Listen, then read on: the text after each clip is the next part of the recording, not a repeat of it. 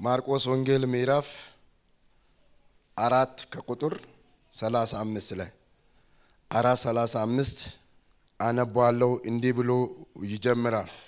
በዚያም ቀን በመሸ ጊዜ ወደ ማዶ እንሻገር አላቸው። ሕዝቡንም ትተው በታንኳ እንዲያው ወሰዱት።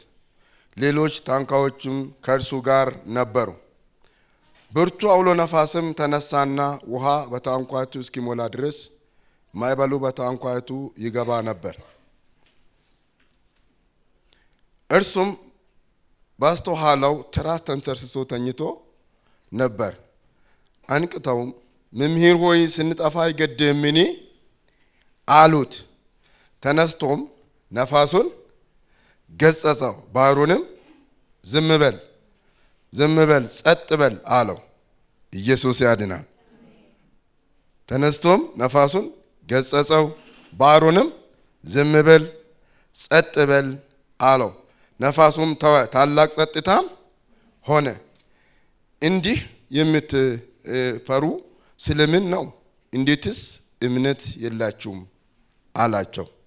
እጅግም ፈሩና እንግዲህ ነፋስም ባህርም የሚታዘዝለት ይህ ማን ነው ተባባሉ ይላል። ክብር ለኢየሱስ ይሁን። እጃችሁን ወደ ሰማይ አንሱና አይናችሁን ጨፍናችሁ አጭር ጸሎት። የሰማይ አምላክ እግዚአብሔር ሆይ ክብር ምስጋና ለዘላለም ለስምህ ይሁን። መፈራት፣ ጌትነት፣ አለቅነት፣ ስግደት ሁሉ በተቀደሰ መቅደስ ላይ ለምትኖረው ለቸር እረኛችንና አባታችን ለአንተ ይሁን። እግዚአብሔር አምላካችንና መድኃኒታችን ሆይ ይህ ቃል ያንተ ቃል ነው። ይህ ቃል የሕይወት ቃል ነው። ይህ ቃል ያንተ መንፈስ ያለበት ቃል ነው።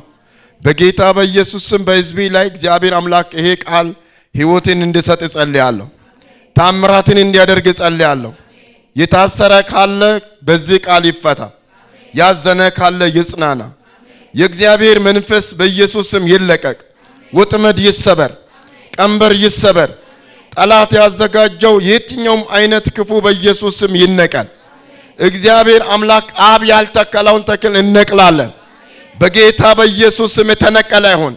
መለቀቅ ጉባኤ ላይ እንዲሆን እጸልያለሁ። መፈታት ጉባኤ ላይ እንዲሆን እጸልያለሁ። ታላቅ ድል በጉባኤ ላይ እንዲሆን እጸልያለሁ። የሰማይ መዝገብ እንዲከፈት እጸልያለሁ። የአምላክ እጅ እንዲገለጥ እጸልያለሁ። እግዚአብሔር ሆይ ክብር እንዲመጣ እጸልያለሁ። ሰማይ እንዲከፈት እጸልያለሁ። የታመመ ካለ በዚህ ቃል ይፈወስ። ያዘነ ካለ በዚህ ቃል ይጽናና። የእግዚአብሔር መንፈስ በኃይል ይንቀሳቀስ። ታምራት በኢየሱስም በሕይወታችን ላይ ይሁን። እግዚአብሔር ሆይ እምነትን ጨምረልን። በኢየሱስም ክፋትን ከውስጣችን ላይ ምታ። ከሰፈራችን ላይ ምታ። ከመንገዳችን ላይ ምታ። ከቸርቻችን ላይ ምታ። ከሕዝቡ ላይ ተመታ ይሁን። የሰማይ ማኅተም በላያችን ላይ ይታተም። አዲስ ነገር ይሆነልን። እናመሰግናለን። ስሜ ብሩክ ይሁን። በኢየሱስ ስም አሜን አሜን። ክብር ለጌታ ለኢየሱስ ይሁን። አሜን። በዚህ ቃል ውስጥ እንዲህ የሚል ሐሳብ ነው የወሰድኩት። ኢየሱስ ያለበት ማዕበል የሚል የሆነ ኢየሱስ ያለበት ማዕበል በጣም ይገርማል። ኢየሱስ ያለበት ማዕበል በሕይወታችን ላይ የሚያስተምረው ነገር አለ። ኢየሱስ ያለበት ማዕበል በጣም የሚገርመው በዚህ ክፍል ላይ ይህንን ቃል ወደ ማዶ ተሻገሩ ብሎ ያላቸው ማን ነው? ኢየሱስ ነው። ኢየሱስ ራሱ ነው። ወደ ማዶ ተሻገሩ ብሎ የተናገራቸው ኢየሱስ ነው። ኢየሱስ ከተናገራቸው በኋላ በመንገዳቸው ላይ ምን ተነሳ? ማዕበል ተነሳ። በጣም ከባድ ማዕበል ተነሳባቸው ይላል። አሁን ስለ ማዕበል ስናነሳ ማዕበልና ነፋስ መከራዎችን፣ ፈተናዎችን የሚያመለክቱ ናቸው። ፈተናዎችን፣ ችግሮችን የሚያመለክቱ ናቸው። ብዙ ጊዜ ማዕበል ወገኖቼ በጣም ከባድ ነው። ማዕበል ሲነሳ ማዕበል ቀላል ነገር አይደለም። የሚያናውጥ ነው፣ የሚያስጨንቅ ነው፣ የሚያሰጋ ነው። የሆነ ነገርም ካለ ገነጣጥሎ የሚሄድ ነው። የክፋትም ማዕበል ግን ኢየሱስ ይመታዋል። ግን ኢየሱስ ያለበት ማዕበል ደግሞ ወገኖቼ ካለ ኢየሱስ በማዕበሉ ውስጥ ይገለጣል። ክብር ለጌታ ለኢየሱስ ይሁን። ብዙዎች ላይ ማዕበል ሲነሳ እናያለን።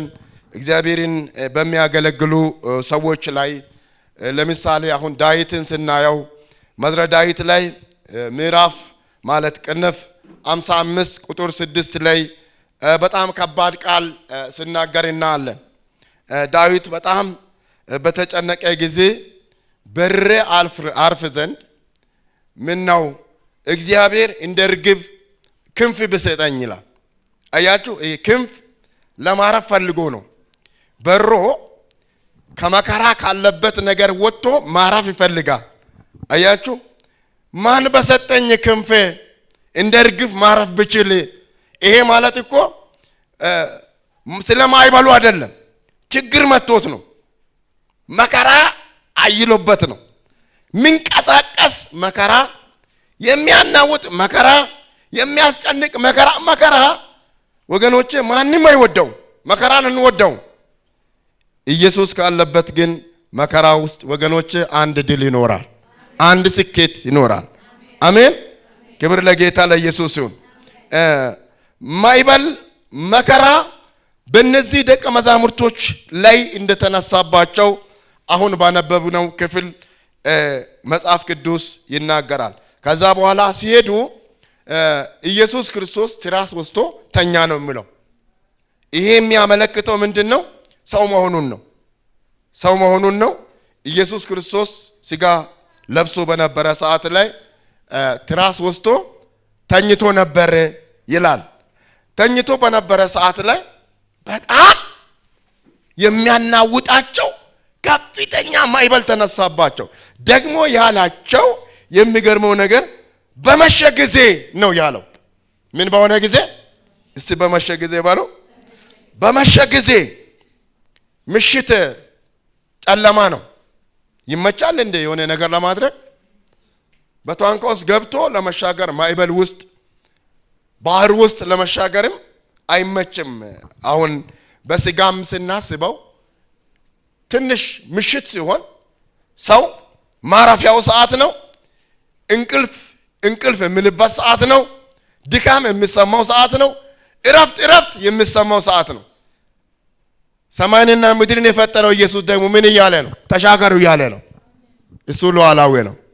አይችልም ወይ? እግዚአብሔር ሉዓላዊ ነው በሉ። ተሻገሩ ያለ ማን ነው?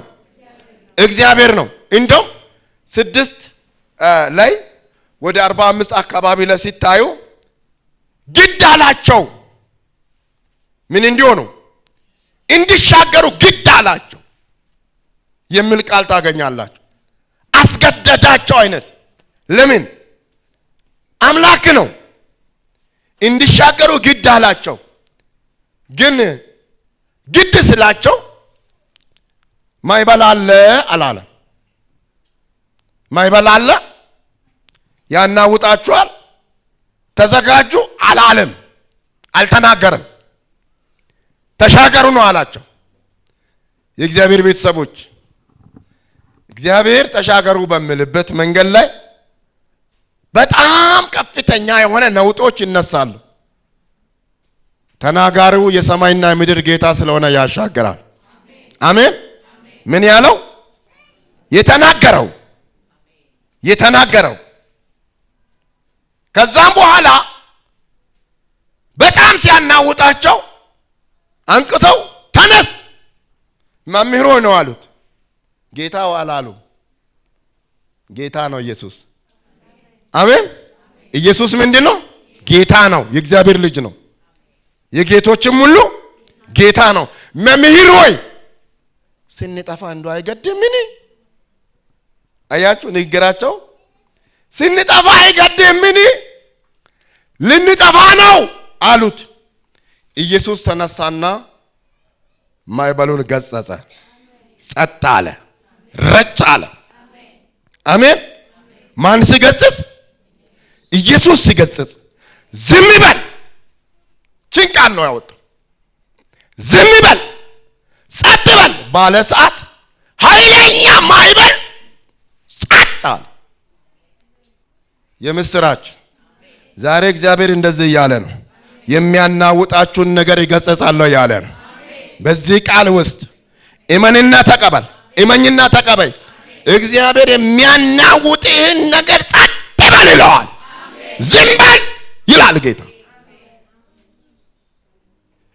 ቤታችን የሚያናውጥ፣ ሕይወታችን የሚያናውጥ፣ የሚረብሸን እረፍት ከልካይ ፈተናዎችና ማዕበሎች ብዙዎች ናቸው። የናዝሬቱ ኢየሱስ ሲመጣ ግን ዝም በል ይላል። ሃሌሉያ! ዝም በል። እኔ ድምፅ እየሰማው ነው። እግዚአብሔር በዚህ ቀን ዝም በል የሚለው መከራ አለ። በጣም የሚያስጨንቃችሁ፣ ሰላም የሚከለክላችሁ፣ ኢብን እንኳን ይህንን ቃል ለመስማት አቅም ወገኖች እስከማይኖራችሁ ድረስ የሚያስጨንቃችሁን እግዚአብሔር ይገስጸዋል። የሰማይ አምላክ ምን ያደርጋል? ይገስጸዋል። ዝም በል፣ ጸጥ በል።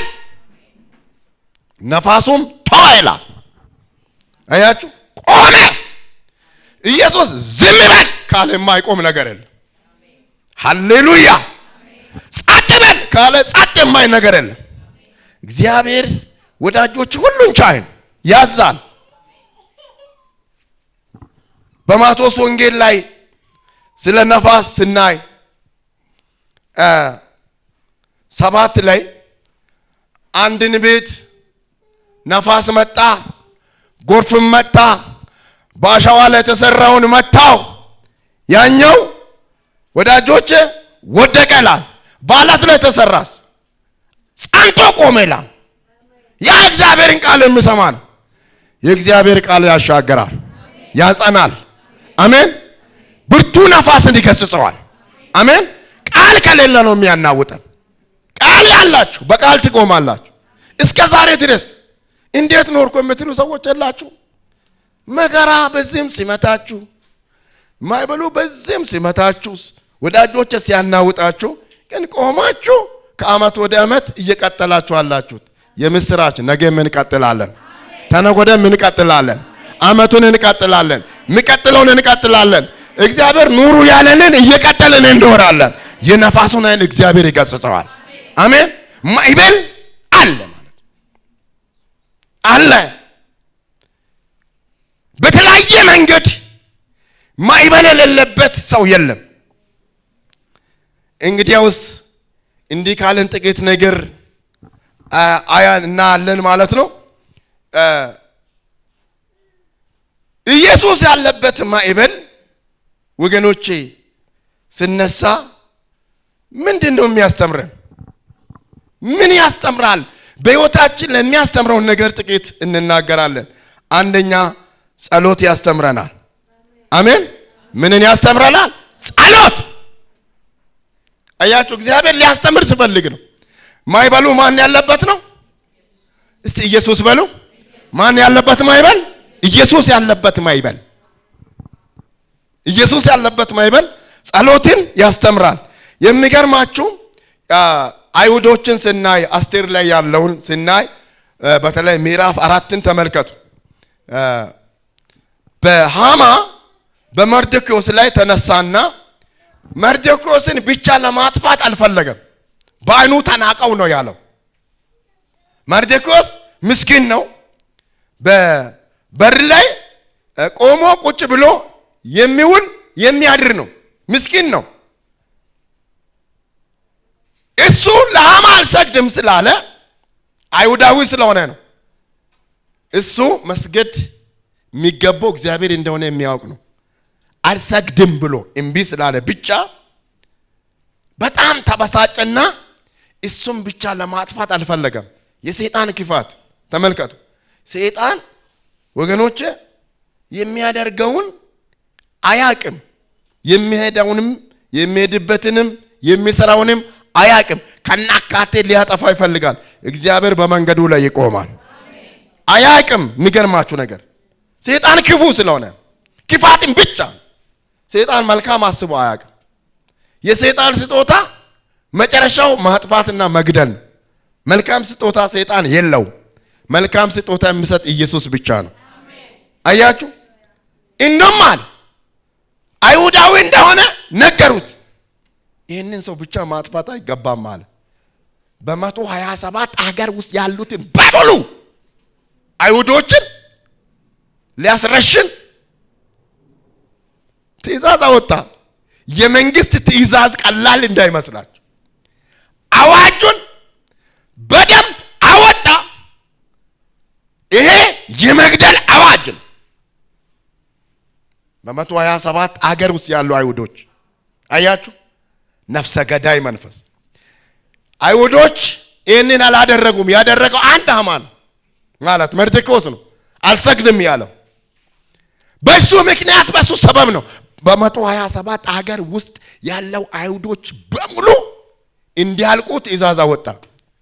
የሚገርማችሁ አስቴርና መርዶክዮስ አስቴርና አይሁዶች 3 ቀን ጾም አወጁላ። 3 ቀን እቺ 3 ቀኗ እንዳይበሉ እንዳይጠጡ አስጠንቅቀው ሰዎች በሙሉ በ3 ቀን ጾም ጸሎት ሞት እንዳይመጣ ጸለዩ። ከዛ በኋላ እግዚአብሔር አምላክ በ3 ቀን ጸሎት አዋጁን ገለበጠው። አሜን። የእግዚአብሔር ቤተሰቦች ጸሎት አዋጅን ይገለብጣል። የመጣባቸው ማዕበል ምንን አስተማራቸው? ጸሎትን አስተማራቸው። መጸለይ የማታውቁ ሰዎች፣ መጸለይ የማትችሉ ሰዎች የግድ ማዕበል ከመጣ ማዕበሉ ራሱ ወደ እግዚአብሔር እንድትጮሁ ያደርጋቸዋል። ጌታ የምትሉ ሰዎች፣ እባክህ የምትሉ ሰዎች እግዚአብሔር እንዲህ ይላል፣ ጸሎትን ይሰማል፣ ቀንበርን ይሰብራል፣ ከገባችሁበት ያወጣችኋል፣ ወጥመድን ይሰብራል፣ የትኛውም የጨለማ መንግስት ያናውጠዋል። ሊያናውጣቸው የመጣውን እግዚአብሔር ያናውጠዋል። ያናወጣቸው ነገር ነበረ። ሞት የሚል ቀላል አይደለም። ተፈርሞ የወጣ ትእዛዝ ነው፣ ህግ ነው። የ3 ቀን ጾም ጸሎት ግን ወይኔ እግዚአብሔር አምላክ እንዲህ ይላችኋል፣ ጸልዩ ከፊታችሁ ላይ ያለውን መከራ ይመታለሁ ይላል። ጸልይ። እግዚአብሔር አምላክ የሞትን አዋጅ ገለብጣለሁ ይላል። ወይኔ አዋጅ ተገለበጠ። አዋጅ ተገለበጠ። በለ ምን ተገለበጠ? አዋጅ። የምን አዋጅ? የሞት አዋጅ። የ3 ቀን ጸሎት ሰማይን ከፈተ። አቤት ጸሎት! አረ በኢየሱስ ስም እግዚአብሔር የጸሎትን መንፈስ ይጨምርልን። የ3 አልበሉም አልጠጡም 3 ቀን። በዛች በትንሽ ቀን ውስጥ ሃማን አይሁዶችን ለማስገደል ትእዛዝ ያወጣው ሃማ ራሱ በሰራው ባዘጋጀው ወገኖች ገመድ ተሰቅሎ ሞተ። እግዚአብሔር እንዲህ ይላችኋል፣ ጠላት በጌታ በኢየሱስ ስም በሰራው ወጥመድ ውስጥ ይገባል። በአንቺ ላይ ክፋትን ያወጀብሽ፣ ሞትሽን የሚፈልግ መኖርሽን የሚጠላ፣ ሰላምሽን የሚጠላ ሰላምን የሚጠላ በጌታ በኢየሱስ ስም ይጠፋል። ትጠፋለህ የሚልህ ይጠፋል። ያንቺን ስም የሚራገም በኢየሱስ ስም ይመታል። ሃሌሉያ። የሆነ መርገም ሲነሳ እያያውን አሜን። የሆነ አዋጅ ዛሬ ሲቀየር እያያውን እግዚአብሔር አዋጅ የሚገለብጠው ነገር አለ ወገኖች። አዋጅን እግዚአብሔር ይሽራል፣ ይገለብጠዋል። ማዕበሉን ይገስጻል እግዚአብሔር። ማዕበል ጸጥ። ኤርምያስ ላይ ያለው ይሄ ነው። ወደ እኔም እመልስልሃለሁ አንተም የማታውቀውን ታላቅና ኃይለኛ ነገር። አያችሁ ጸሎት ይሄ ነው። ኃይለኛ ነገር ያደርጋል። በር ተዘጋባችሁ ኃይለኛ ነገር ይሆናል። ጠላት የሆነ መንገዳችሁ ለቆመ ወገኖች መንገዳችሁን የዘጋባችሁ እግዚአብሔር ኃይለኛ ነገር ያደርጋል። ጸሎት ይከፍተዋል። ሲከፈታል በሉ። በጸሎት የማይከፈት ነገር የለም። የሆነ ነገር የምትፈልጉ ከእግዚአብሔር ዘንድ፣ ጸጋ የምትፈልጉ ከእግዚአብሔር ዘንድ፣ እንደገና ደግሞ ወዳጆች ጠላት የሆነ ነገር ከፊታችሁ ላስቀምጡ አታልፍም የሚላችሁ ነገር ካለ ከነገ ሰኞ ጀምራችሁ 1 2 3 4 ቀን ጸልዩ። እግዚአብሔር አምላክ ታምራትን ያደርጋል። የሞትን አዋጅ ይገለብጣል። አሜን። ኢየሱስ ያድናል። ሁለተኛ ኢየሱስ ያለበት ማዕበል እምነትን ያስተምረናል፣ እምነትን ይሰጠናል። እምነት ወገኖቼ የእግዚአብሔር ቃል የሚያመጣው ነው። ቃል ካለ ቃል ውስጣችን ከተቀመጠ የእግዚአብሔር ቃል እምነትን ይሰጠናል ማለት ነው፣ ያስተምረናል። ኢየሱስ ያድናል። ለምሳሌ አንዳንዴ ሳንወዳው የሚመጡ ነገሮች አሉ። ሳትፈልጉ ጽድቅን ስታደርጉ የሚመጡ ቻሌንጆች አሉ።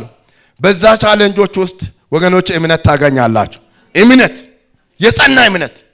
ክብር ለኢየሱስ ይሁን።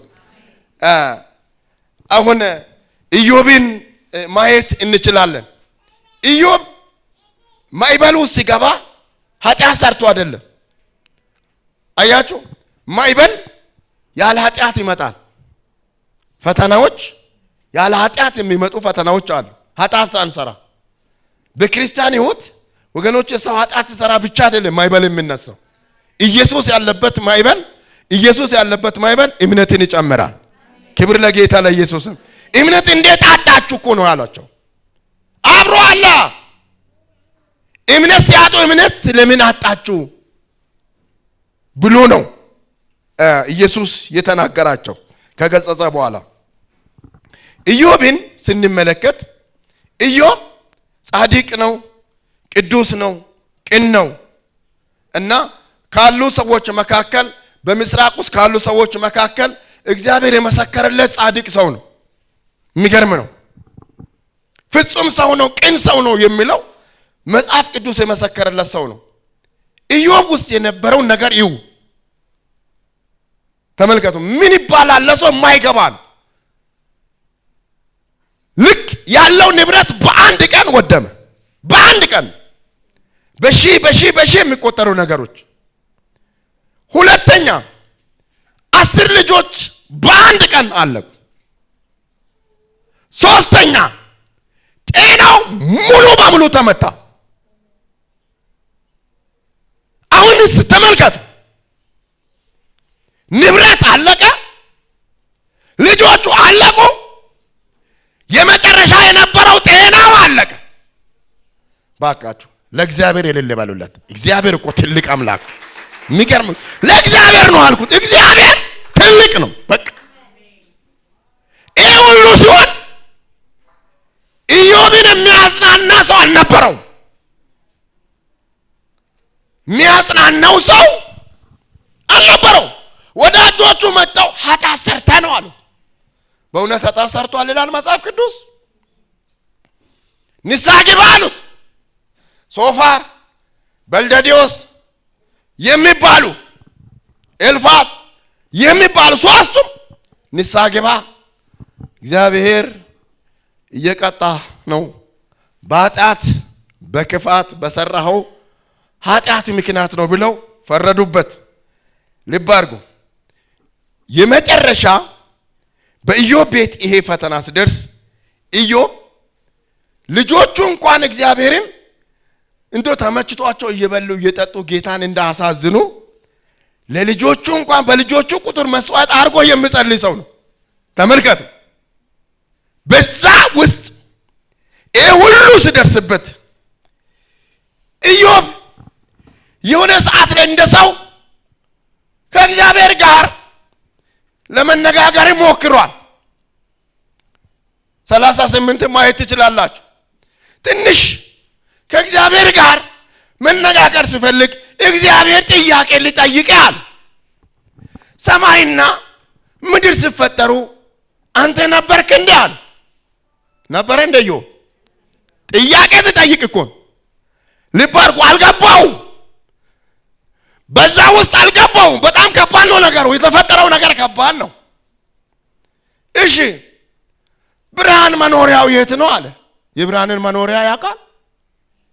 ዋላ የምትወልድበትን ቀን ወራቶችን ታውቃለህ? ጠየቀው።